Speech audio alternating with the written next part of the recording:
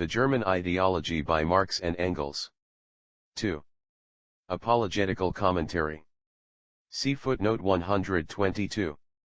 Although formerly, when in a state of humiliation, Cervantes, chapters 26 and 29, Sancho had all kinds of doubts about accepting an ecclesiastical benefice, nevertheless, after pondering over the changed circumstances and his earlier preparation as beadle to a religious brotherhood, Cervantes, chapter 21, he finally decided to get this doubt out of his head.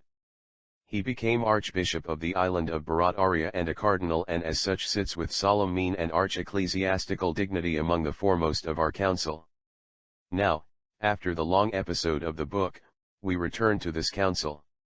True, we find that Brother Sancho in his new station in life has changed considerably.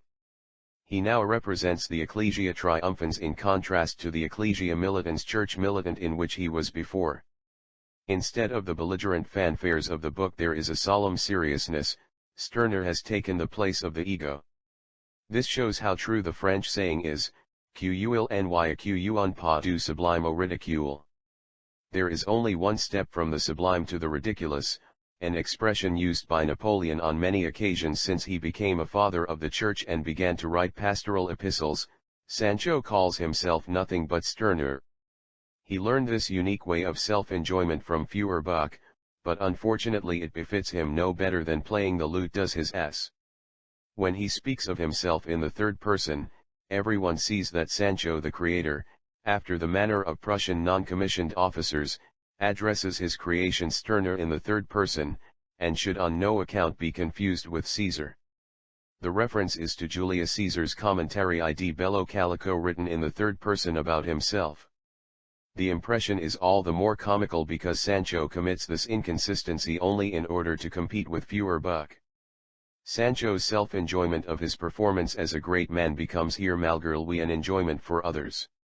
The special thing that Sancho does in his commentary, insofar as we have not used it up already in the episode, consists in his regaling us with a new series of variations on the familiar themes already played with such long-winded monotony in the book. Here Sancho's music, which like that of the Indian priests of Vishnu knows only one note, is played a few registers higher. But its narcotic effect remains, of course, the same.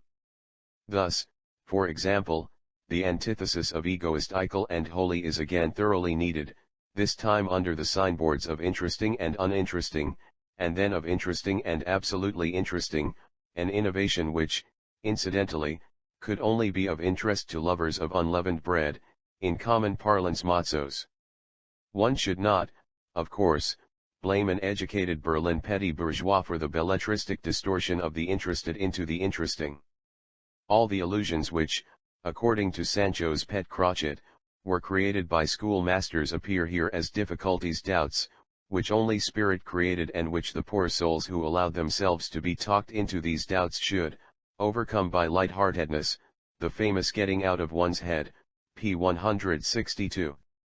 Then comes a treatise in which he considers whether doubts should be got out of one's head by thinking or by thoughtlessness, and a critical moral adagio in which he laments in minor chords. Thought must on no account be suppressed by rejoicing, p. 166.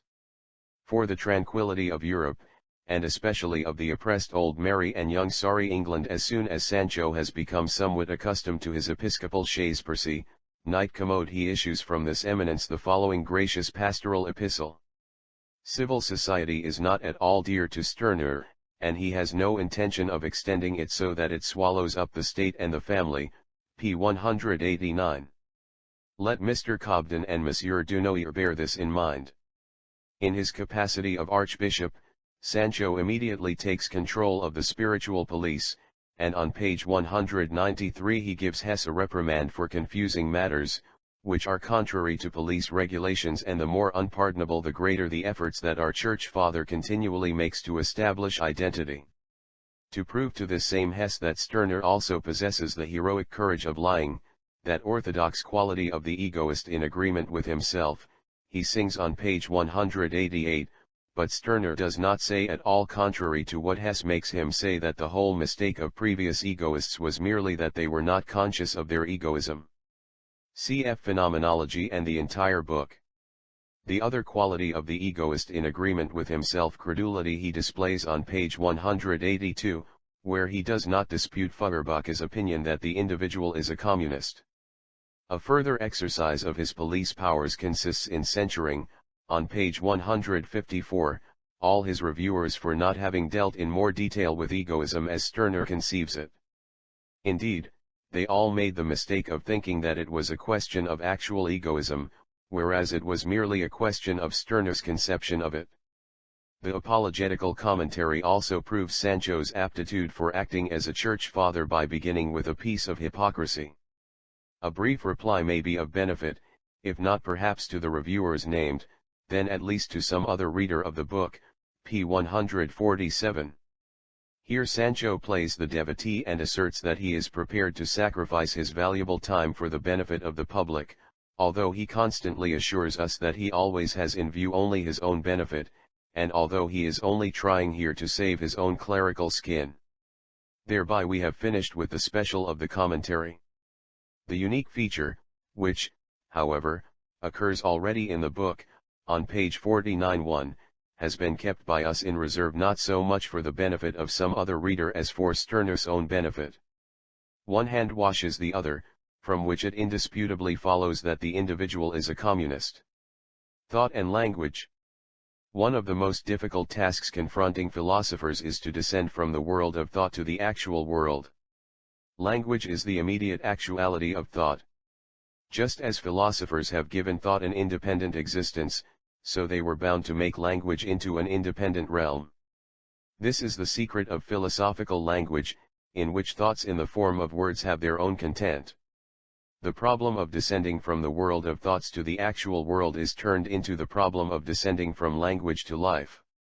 We have shown that thoughts and ideas acquire an independent existence in consequence of the personal circumstances and relations of individuals acquiring independent existence. We have shown that exclusive, systematic occupation with these thoughts on the part of ideologists and philosophers, and hence the systematization of these thoughts, is a consequence of division of labor, and that, in particular, German philosophy is a consequence of German petty bourgeois conditions. The philosophers have only to dissolve their language into the ordinary language, from which it is abstracted, in order to recognize it, as the distorted language of the actual world, and to realize that neither thoughts nor language in themselves form a realm of their own, that they are only manifestations of actual life. Sancho, who follows the philosophers through thick and thin, must inevitably seek the philosopher's stone, the squaring of the circle and elixir of life, or a word which as such would possess the miraculous power of leading from the realm of language and thought to actual life. Sancho has been so infected by his long years of association with Don Quixote that he fails to notice that this task of his, this vocation, is nothing but the result of his faith in weighty philosophical books of knight-errantry. Sancho begins by showing us once again the domination of the holy and of ideas in the world, this time in the new form of the domination of language or phrase. Language, of course, becomes a phrase as soon as it is given an independent existence. On page 151, Sancho calls the modern world a world of phrases, a world where in the beginning was the word. He describes in more detail the motives for his chase after the magic word. Philosophical speculation strove to find a predicate which would be so universal as to include everyone in itself. In order that the predicate should include everyone in it, each should appear in it as subject, i.e., not merely as what he is, but as who he is, p. 152.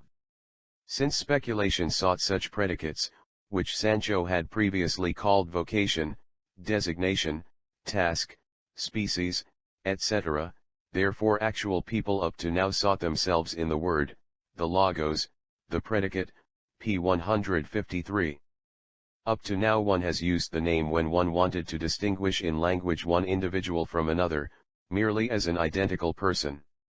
But Sancho is not satisfied with ordinary names, because philosophical speculation has set him the task of finding a predicate so universal that it would include in itself everyone as subject. He seeks the philosophical, abstract name, the name that is above all names, the name of names, name as a category which, for example, would distinguish Sancho from Bruno, and both of them from Feuerbach, as precisely as their own proper names, and which would nevertheless be applicable to all three and also to all other people and corporeal beings, an innovation which would introduce the greatest confusion into all bills of exchange, marriage contracts, etc., and at one blow put an end to all notaries and registry offices. This miraculous name, this magic word, which in language spells the death of language, this ass's bridge leading to life and the highest rung of the Chinese celestial ladder, is the unique. The miraculous properties of this word are sung in the following stanzas. The unique one should be only the last, dying statement of you and me, should be only that statement which is transformed into opinion. A statement that is no longer a statement, a mute statement, p. 153. With him, the unique one, what is not expressed is the chief thing, p. 149. He is without determination, ibid. He points to the content, lying outside or beyond the concept, ibid. This is a concept without determination and cannot be made more definite by any other concept, p. 150. This is the philosophical christening of worldly names, p. 150. The unique is a word devoid of thought. It has no thought content. It expresses a person that cannot exist a second time, and consequently cannot be expressed either. For if he could be expressed actually and completely, then he would exist a second time, he would exist in the expression, p. 151. Having thus sung the properties of this word, he celebrates in the following antistrophic stanzas the results obtained by the discovery of its miraculous power. With the unique one the realm of absolute thoughts is completed, p. 150. He is the keystone of our world of phrases, p. 151. He is logic that comes to an end as a phrase, p. 153. In the unique one, science can merge in life. By transforming its this into such and such a one. Who no longer seeks himself in the word, the logos, the predicate, p. 153. True, as regards his reviewers, Sancho has had the unpleasant experience of learning that the unique, too, can be fixed as a concept, and that is what the opponents do, p. 149, who are so opposed to Sancho that they do not feel at all the expected magical effect of the magical word, but instead sing, as in the opera, "Si n'est pas si, si n'est pas si." With great exasperation and solemn seriousness Sancho turns particularly against his Don Quixote Seliga, for in him the misunderstanding presupposes an open rebellion and a complete misapprehension of his position as a creature. If Seliga had understood that the unique, being a completely empty phrase or category, thereby is no longer a category, he might, perhaps, have recognized it as the name of that for which he still has no name, p. 179. Here, therefore, Sancho expressly recognizes that he and his Don Quixote are striving towards one and the same goal, with the only difference that Sancho imagines that he has discovered the true morning star, whereas Don Quixote, still in darkness, swims in the wild liver sea of the unfathomable world. Meister Kuhnrad von Wurzeburg, Die Guldenschmidt, verse 143. Feuerbach said in his Philosophie der Zukunft, p. 49. Being, based on sheer inexpressibles, is therefore itself something inexpressible. Yes, the inexpressible. Where words end, only there does life begin, only there can the secret of being be deduced. Sancho has found the transition from the expressible to the inexpressible, he has found the word which is simultaneously more and less than a word. Language and life. We have seen that the whole problem of the transition from thought to reality, hence from language to life, exists only in philosophical illusion, i.e., it is justified only for philosophical consciousness, which cannot possibly be clear about the nature and origin of its apparent separation from life. This great problem, insofar as it at all entered the minds of our ideologists, was bound, of course, to result finally in one of these knights-errant setting out in search of a word which, and a word, formed the transition in question, which, as a word, ceases to be simply a word, and which, as a word, in a mysterious superlinguistic manner, points from within language to the actual object it denotes, which, in short, plays among words the same role as the redeeming God-man plays among people in Christian fantasy. The emptiest, shallowest brain among the philosophers had to end philosophy by proclaiming his lack of thought to be the end of philosophy and thus the triumphant entry into corporeal life. His philosophizing mental vacuity was already in itself the end of philosophy, just as his unspeakable language was the end of all language. Sancho's triumph was also due to the fact that of all philosophers he was least of all acquainted with actual relations, hence philosophical categories with him lost the last vestige of connection with reality, and with that the last vestige of meaning. So now go forth, pious and faithful servant Sancho, go, or, rather, ride forth on your ass, to your unique self-enjoyment, use up your unique to the last letter, the unique whose miraculous title, power and courage have already been sung by Calderon in the following words. The unique. The valiant fighter. The generous leader. The gallant knight. The illustrious paladin. The always faithful Christian. The fortunate admiral of Africa. The sovereign king of Alexandria. The judge of Barbary. The Cid of Egypt. Marabout, and Grand Seigneur of Jerusalem. Calderon, La Punta di Vantable, Act 1. The words "the always faithful Christian" have been inserted by Marx and Engels. In conclusion, it would not be unsuitable to remind Sancho, the Grand Seigneur of Jerusalem, of Cervantes' criticism of Sancho in Don Quixote, chapter 20, page 171, Brussels edition, 1617. Cf. the Commentary, p. 194. Close of the Leipzig Council. After driving all their opponents from the council, Saint Bruno and Saint Sancho, also called Max, conclude an eternal alliance and sing the following touching duet, amicably nodding their heads to one another like two mandarins. Saint Sancho. The critic is the true spokesman of the mass. He is its sovereign and general in the war of liberation against egoism. The book, p. 187. Saint Bruno.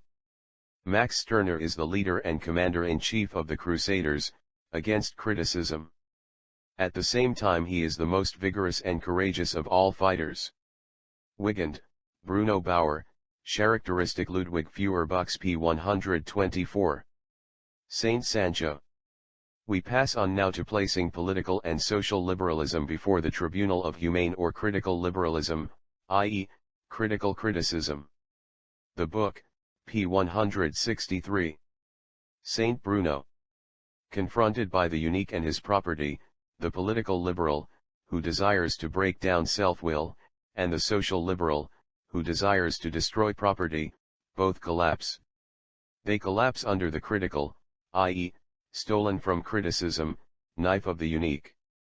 Wigand, p. 124. Saint Sancho. No thought is safe from criticism, because criticism is the thinking mind itself. Criticism, or rather he, i.e., Saint Bruno. The book, pages 195, 199. Saint Bruno, interrupts him, making a boss. The critical liberal alone, does not fall before criticism because he himself is the critic. Wigand, p. 124. Saint Sancho. Criticism, and criticism alone, is abreast of the times. Among social theories, criticism is indisputably the most perfect. In it the Christian principle of love, the true social principle, reaches its purest expression, and the last possible experiment is made to release people from exclusiveness and repulsion. It is a struggle against egoism in its simplest and therefore its most rigid form. The book, p. 177. Saint Bruno. This ego is, the completion and culminating point of a past historical epoch. The unique is the last refuge in the old world, the last hiding place from which the old world can deliver its attacks on critical criticism. This ego is the most extreme, the most powerful and most mighty egoism of the old world, i.e., of Christianity. This ego is substance in its most rigid rigidity. Wigand, p. 124. After this cordial dialogue, the two great church fathers dissolve the council. Then they silently shake hands. The unique forgets himself in sweet self-oblivion without, however, getting completely lost, and the critic smiles 3 times and then irresistibly, confident of victory and victorious, pursues his path.